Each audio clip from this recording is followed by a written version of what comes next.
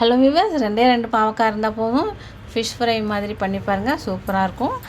2ஆக cut பண்ணி ஒரு பாத்திரத்தில் அடுப்பில் தண்ணி வச்சு வேக வச்சு ஒரு அரை வேக்காடு வேக வச்சு தண்ணி எடுத்துக்கோங்க. இதுக்கு மசாலா பொருள் வந்து வரமிளகா, இஞ்சி பூண்டு, கொஞ்சம் மிளகு போட்டு அரைச்சி எடுத்துக்கோங்க. மிக்ஸி ஜாரில் அரைச்சி எடுத்து இது வேக வச்சு எடுத்ததை நல்லா மீன் துண்டு மாதிரி கட் பண்ணி எடுத்து இந்த மசாலா போட்டு ஒரு 10 நிமிஷம் ஊற வச்சுருங்க. ஊற வச்சுட்டு தோசைக்கல் அடுப்பில் வச்சு நல்லா எல்லாத்தையும் அடுக்கி வச்சு நல்லா எண்ணெய் நிறையா ஊற்றி நல்லா திருப்பி போட்டு எடுங்க. நல்லா கடைசியாக பார்த்திங்கன்னா நல்லா வாழை மீன் மாதிரி ஆயிரும். இது வந்து தயிர் சாதம், சாம்பார் சாதம் எல்லாத்துக்கும் தொட்டுக்கலாம். சூப்பராக இருக்கும். நீங்களும் வீட்டில் இது போல் பண்ணி பாருங்கள். எங்கள் சேனலுக்கு சப்போர்ட் பண்ணுங்கள். சப்ஸ்கிரைப் பண்ணாமல் பார்த்தீங்கன்னா சப்ஸ்கிரைப் பண்ணுங்கள், லைக் பண்ணுங்கள், ஷேர் பண்ணுங்கள், பெல் ஐக்கானை கிளிக் பண்ணுங்கள். Thank you for watching.